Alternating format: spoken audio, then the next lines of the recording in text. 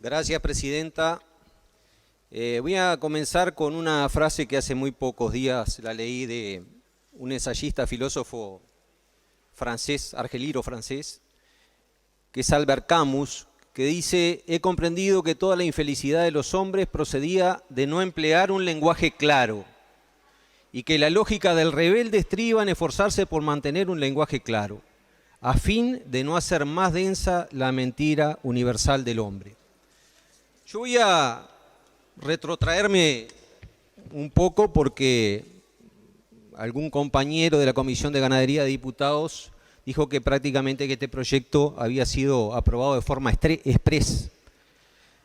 Estuvo 8 meses en Comisión de Ganadería de Diputados, y ahí comparecieron la Sociedad de Productores Forestales, la Sociedad de Contratistas Forestales, la Sociedad de Productores de Madera de Acerrío, la Dirección Forestal en 2 oportunidades, la Dirección de Ordenamiento Territorial, el movimiento MOBUS, y acá se leyó parte del articulado que ingresó a comisión, y es verdad, es parte del articulado que ingresó en comisión, y se atendieron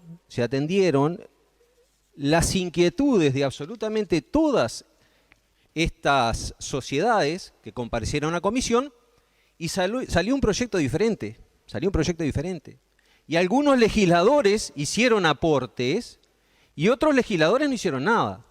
Y yo tengo acá los aportes del compañero diputado Moreno, y acá está, no hay nada.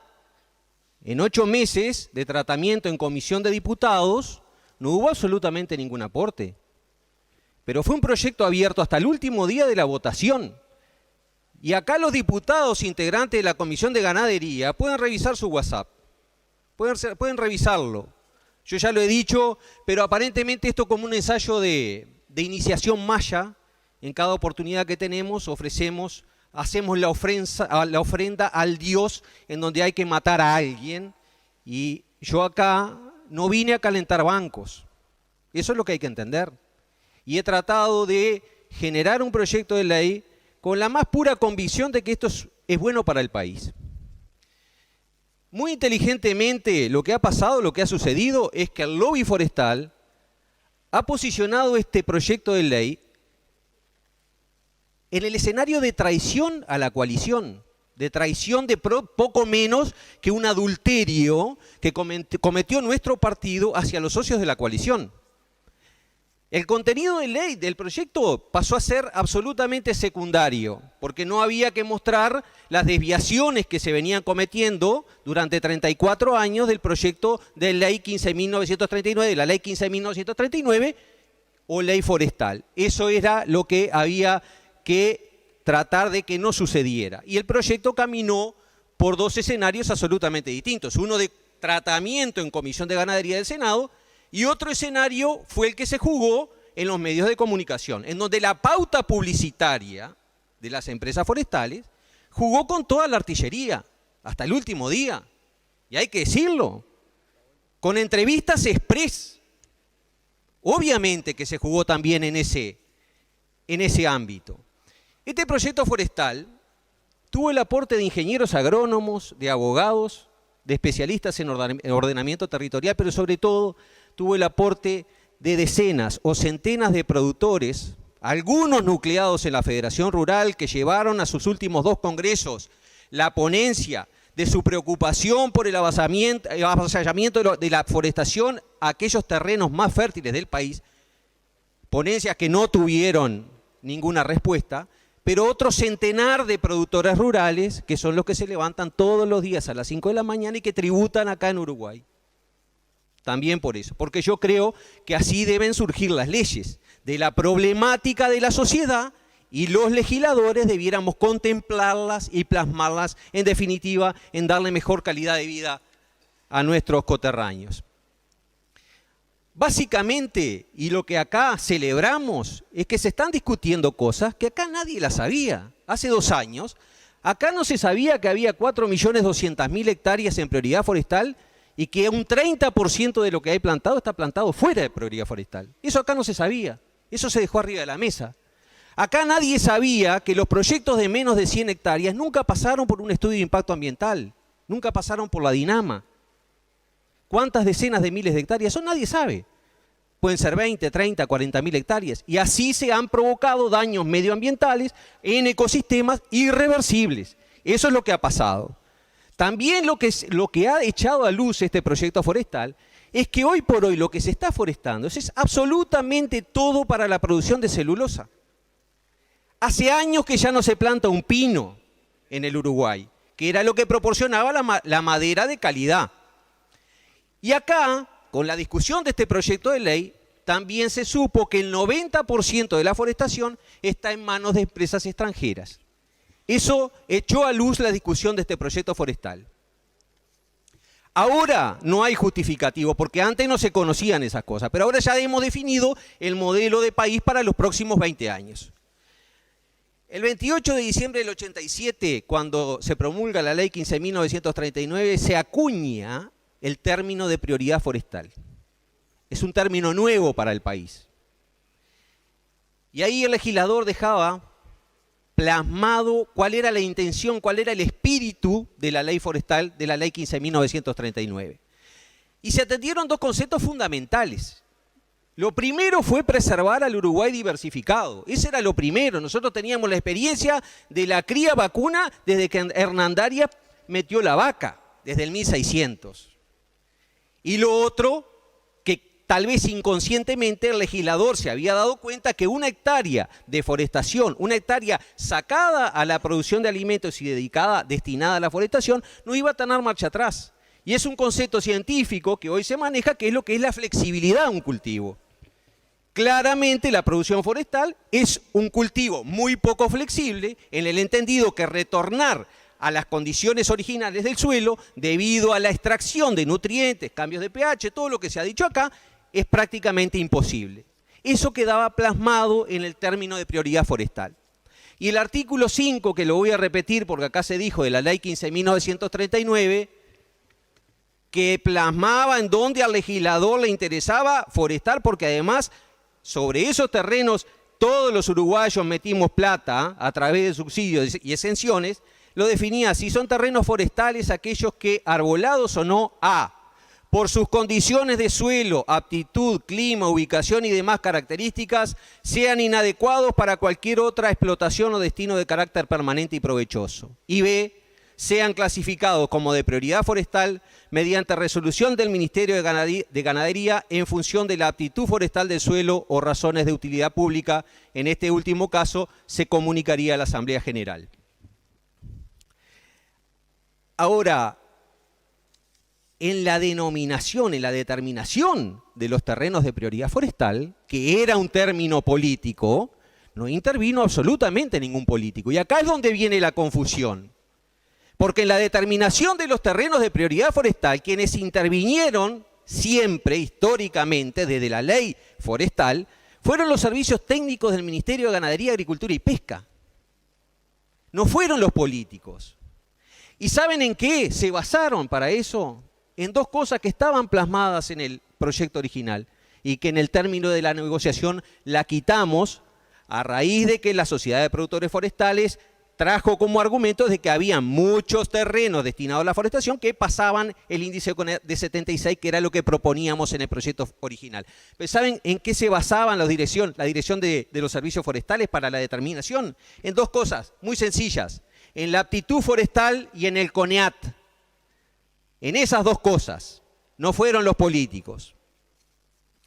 Pero sorpresivamente, ante la aparición del primer proyecto de ley luego de 34 años que intenta regular las desviaciones, aparecen el lobby forestal diciendo que el CONEAT no era un buen índice para la determinación de prioridad forestal. Y mientras se iban ganando terrenos, porque pasamos del año 87 de 1.100.000 hectáreas determinadas como prioridad forestal a 4.200.000 hectáreas al día de hoy, no hubo nadie que se opusiera al índice CONEAT de la aptitud forestal como criterio para determinarlo. Hoy el 25% del Uruguay, como se ha dicho, está en prioridad forestal. ¿Dónde estaba la Facultad de Agronomía? ¿Dónde estaba la UDELAR? ¿Dónde estaban los políticos? Porque si ese no era el criterio, multiplicamos 300% el área de prioridad forestal. ¿Dónde estaba? Yo no lo vi. Hoy, de 1.100.000 hectáreas que hay forestadas, hay 300.000 hectáreas fuera de prioridad forestal. Y pongan atención a esto.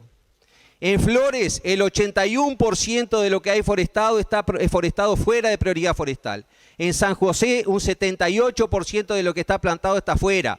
En Colonia, un 82% de lo que está forestado está fuera de prioridad forestal.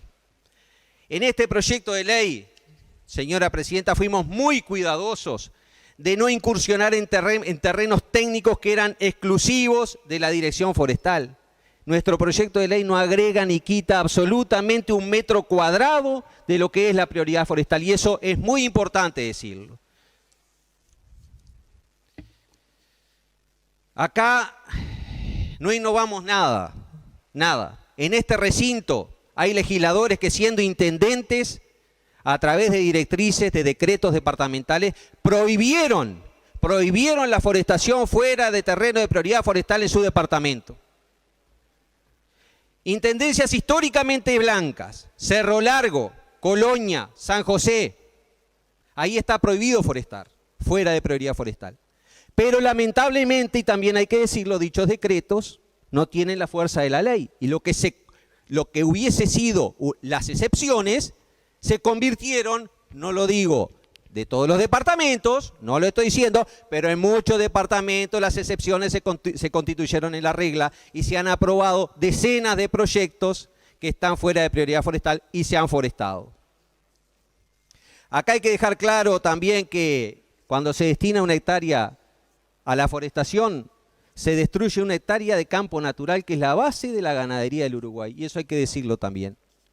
Una hectárea destinada a la forestación permanece como mínimo 20 años en un ciclo ininterrumpido de siembra-cosecha, sin descanso.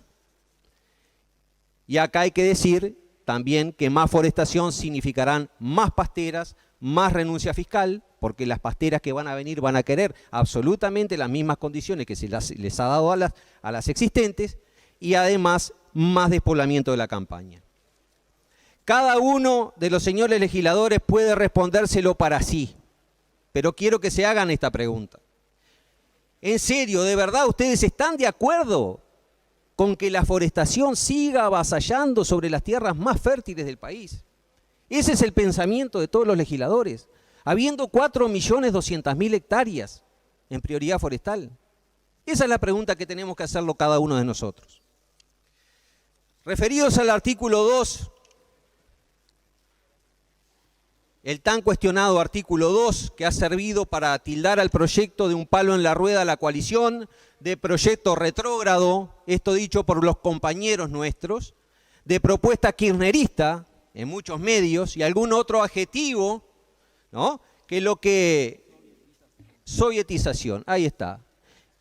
Acá lo que claramente se intentó llevar la discusión a un terreno en el cual no pretendíamos ni nunca incursionamos. Nunca incursionamos en esos terrenos. Ahora, ¿en qué devino la tan mentada política forestal uruguaya? ¿Acá hubo una política forestal o hubo una ley forestal? El 80% de lo que hay forestado termina en la producción de celulosa en una zona franca. Y cada 300.000 hectáreas forestadas, como se ha dicho ya, se instala una pastera. Pronto vamos a tener 3 pasteras funcionando. También se ha dicho, acá Uruguay tiene todos los árboles para abastecer las plantas de celulosa que van a estar funcionando muy prontamente. Y posiblemente el adelanto tecnológico y también el adelanto genético de la forestación hagan que se tengan que ampliar la capacidad de procesamiento o de que se instale una nueva planta. Le pese a quien le pese, ¿no? El artículo 2 topeaba a un límite de un 10% de las tierras productivas del Uruguay destinarlas a los árboles. Y yo les voy a trasladar la pregunta de nuevo a los legisladores, porque en definitiva son los que se han opuesto a este proyecto de ley quienes debieran contestarlo. ¿Cuántas pasteras creen que son suficientes? O la pregunta, ¿cuántas pasteras soportará el Uruguay? ¿3 pasteras, 5 pasteras, 8 pasteras, 10 pasteras? Ahora, es una pregunta que con la definición de este veto se las vamos a trasladar a las futuras generaciones, porque serán ellas las que se tendrán que hacer cargo de ese pasivo medioambiental. Señor legislador, ha culminado su tiempo. Y vamos a hacer nuevamente la solicitud que todos los legisladores tienen que estar con tapaboca en sala. Les pido, por favor, colaboren. Gracias. Y la mesa va a exhortar a los legisladores que van a seguir en uso de la palabra, que acá no se hacen preguntas a los legisladores directamente, hay que precisamente dirigirse a la mesa. Muchas gracias. Tiene la palabra la legisladora Nazmi Kamar. Gracias, presidente. Quiero solicitar para cederle una interrupción al diputado Menéndez. Sigue, entonces, usted le vía interrupción el diputado Menéndez. Gracias, presidenta. Yo me voy a referir a las palabras de algunos pesos pesados del sector forestal, que básicamente dijeron lo mismo y acá también se mencionó. Palabras del señor Miguel Elú, Francisco Bonino de la Sociedad de Productores Forestales, comparecencia del 8 del 8 del 2020 a Comisión de Ganadería de Diputados, palabra del señor Javier Otegui, básicamente dicen lo mismo. En realidad estimamos que para el ritmo que se viene forestando hoy en los últimos años, la forestación no ha crecido mucho más de 25.000 hectáreas por año. Necesitaríamos 30 años para elevar los números al 9%, pero ese 9% lo haríamos sobre la superficie utilizable productivamente sobre 15 millones de hectáreas. Entonces hablaríamos de 1.500.000 hectáreas en 30 años más. No hablamos de 2 millones de hectáreas. Pero más aún, cuando hubieron legisladores que condicionaron la aprobación de este proyecto o dar su voto, si se sacaba el artículo 2, nosotros salimos a decir públicamente, estábamos enteramente abiertos a desglosarlo del proyecto de ley. Porque como lo dijimos públicamente, este era un artículo más virtual que real. Esto no cambiaba la ecuación, como tampoco cambiaba la ecuación de absolutamente ninguno de los artículos. El anhelo del proyecto de ley fue siempre recabar la adhesión de todos los partidos políticos, porque entendemos que era un proyecto muy importante para el Uruguay. Pero no fueron más que gárgaras, que intentaron ganar tiempo, una dilatoria mientras el Ministerio de Ambiente confeccionaba un decreto a la carta que constituye un nuevo estímulo al sector forestal celulósico, apelando a una cartografía que ni siquiera está disponible en Uruguay, incorporando además nuevos suelos a la forestación. Si no quería sopa, 2 platos. No me voy a referir al artículo 3, más que diciendo que además permitía la forestación de hasta un 8% en suelos que no son prioridad forestal. ¿Y saben cuánto era eso en la superficie del Uruguay? 1 millón de hectáreas más. Hoy vamos con el artículo 3, extendíamos el límite a 3 millones de hectáreas para ser forestadas en Uruguay. Es decir, prácticamente que el 20% del Uruguay.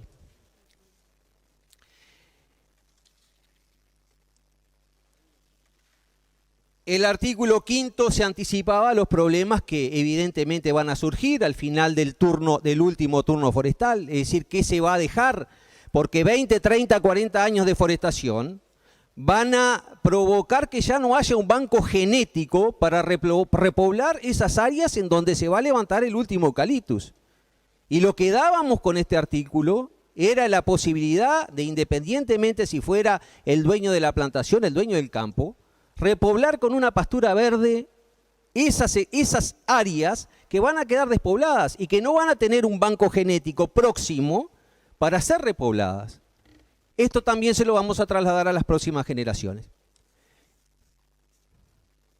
El artículo 6 intentaba dar la solución al problema que yo hace un ratito les mencionaba, que era aquellos proyectos forestales concretamente de 99 hectáreas, como se han presentado muchísimos, que no pasaban por la Dirección de Ambiente. Pero esto no es lo anecdótico es que le dábamos absolutamente todas las potestades al ministro o al Ministerio de Ambiente para poder aprobar o no los proyectos forestales independientemente de la cantidad de hectáreas que fueran, y el ministro Peña fue un enfático opositor del proyecto de ley.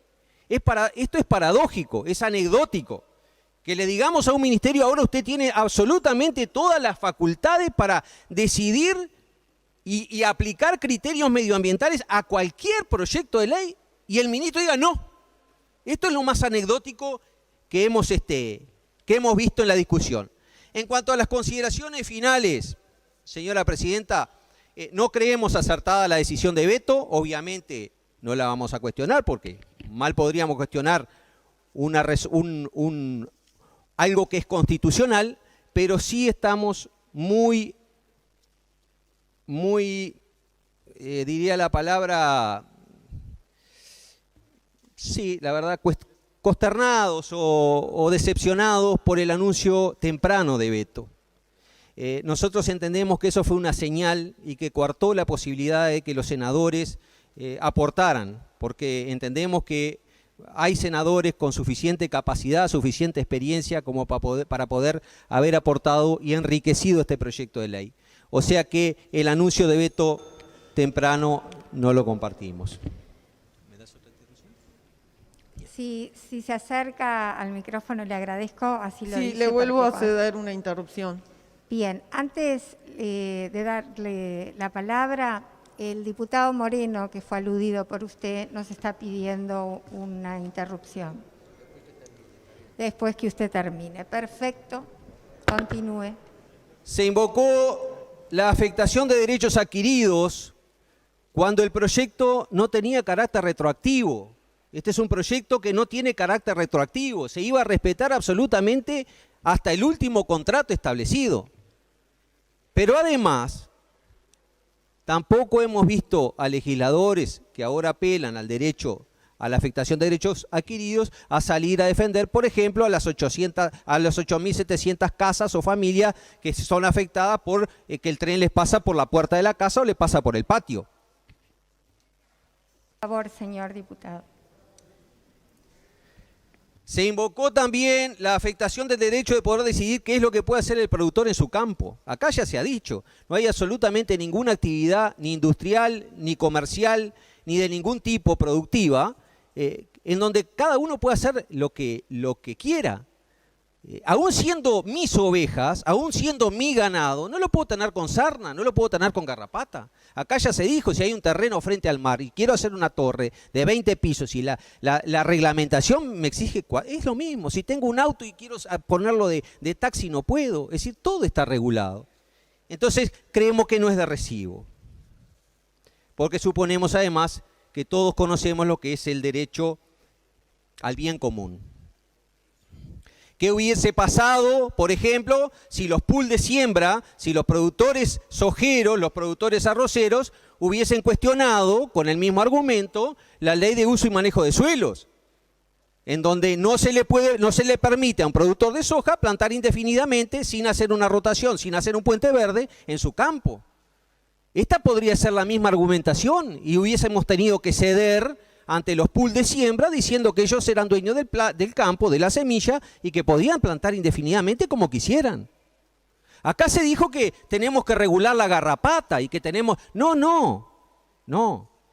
Las certificaciones obtenidas por las empresas forestales dicen eso, que tienen que controlar las plagas, que tienen que controlar los árboles que se desparraman de los montes, que no se hace. Quienes se opusieron al proyecto de ley argumentando el derecho individual no se acordaron de los cientos de productores que ya no pueden producir ovejas porque están contiguas a una forestación y los jabalíes, los caranchos y los zorros no le permiten criar ovejas. Pero no vimos el mismo ímpetu en defender el derecho de esos productores.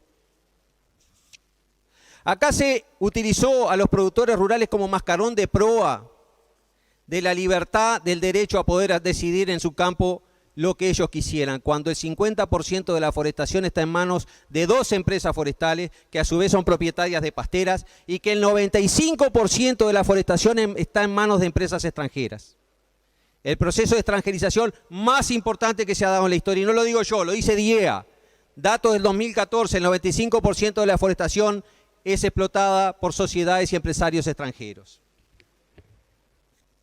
Y lo más importante, señora presidenta, En esta casa no podemos hablar de libertad cuando no hubo, no hay, ni habrá igualdad para los distintos sectores productivos que mueven la economía de este país. Cuando al sector forestal le hemos dado el pura sangre y al sector lechero le hemos dado el petizo piquetero, porque eso es lo que ha pasado. Se esgrime que la política forestal fue una política de Estado. Acá se están revisando políticas de Estado que tienen la misma edad que la ley forestal y con muy buen criterio lo está haciendo el presidente de la República, que es la ley de Mercosur. Porque mal podría un legislador no evaluar los resultados de una política durante 34 años y que acá nada se tocara. Bien que está, y eso debe ser lo que rige la política, adecuarse a los nuevos tiempos, a los tiempos que corren.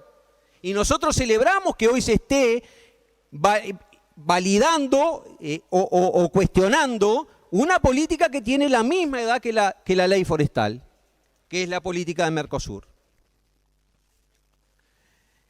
No sirvió absolutamente ni un artículo de los propuestos, ni un artículo, de los 7 no sirvió ninguno. No se agregó ni quitó una coma, ni una coma. Y venimos sin rencores. El tiempo es el mejor juez de nuestras decisiones. Y como dicen, todo está bien si termina bien. Sí reclamaremos la cuota de responsabilidad a quienes corresponda. Señora Presidenta, para finalizar, quiero decir que este proyecto de ley y su culminación ponen de manifiesto cuán vulnerables somos en la negociación con el verdadero poder.